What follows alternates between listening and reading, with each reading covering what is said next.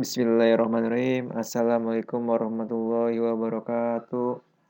Saya Ridwan Jati Darmawan akan menjelaskan mata kuliah rantai pasok proses Fifth of Supply Chain dengan NPM 2016 1021 dari Universitas Bhayangkara dengan. Nah, di slide ini ada sebuah gambar, yaitu customer, retailer, distributor, manufacturer, dan supplier. Nah, ada anak mana nih antara customer order cycle, replenishment cycle, manufacturing cycle, dan procurement cycle. Dari procurement cycle ke customer order cycle, lalu balik lagi ke procurement order cycle. Proses Fifth of Supply Chain adalah proses di mana rantai supply dibagi menjadi beberapa siklus di mana masing-masing proses dilakukan pada hubungan perantara antara dua fase yang saling berurutan. Seluruh fase yang terjadi pada rantai supply dapat dipecah menjadi 4 siklus proses, yaitu Customer Order Cycle, Replenishment Cycle, Manufacturing Cycle, Procurement Cycle. Yang pertama, Customer Order Cycle terjadi pada perantara customer, retailer, dan termasuk semua proses yang terlibat secara langsung dalam eksekusi pesanan pengguna. Yang A, Customer Arrival, di mana pada fase ini pelanggan datang berkunjung ke sebuah toko atau membuka situs toko online dan melihat-lihat barang yang dijual.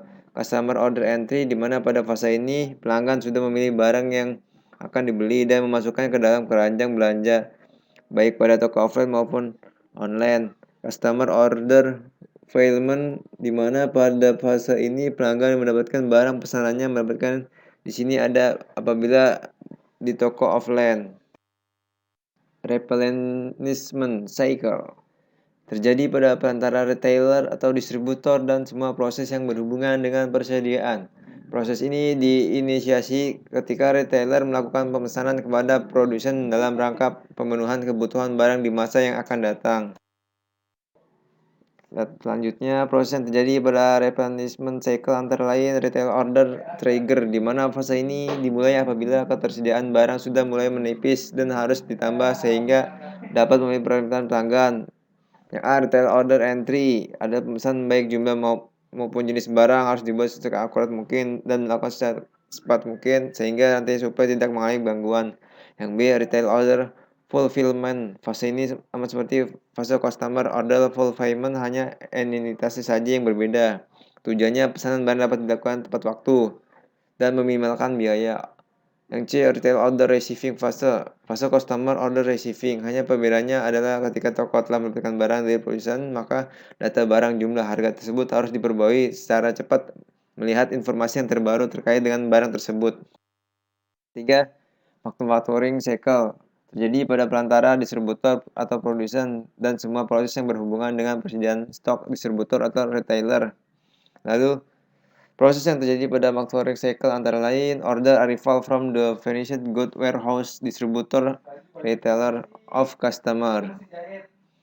Yang B, production scheduling. Yang C, manufacturing and shipping. Yang D, receiving at the distributor, retailer, or customer.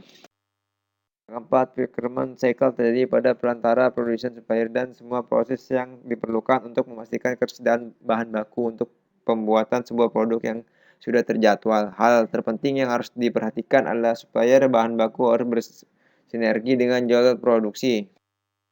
Sekian dari saya, mohon maaf bila ada salah kata kurang berkenan oleh Anda semua, mohon maaf. Assalamualaikum warahmatullahi wabarakatuh. Jos Gandos.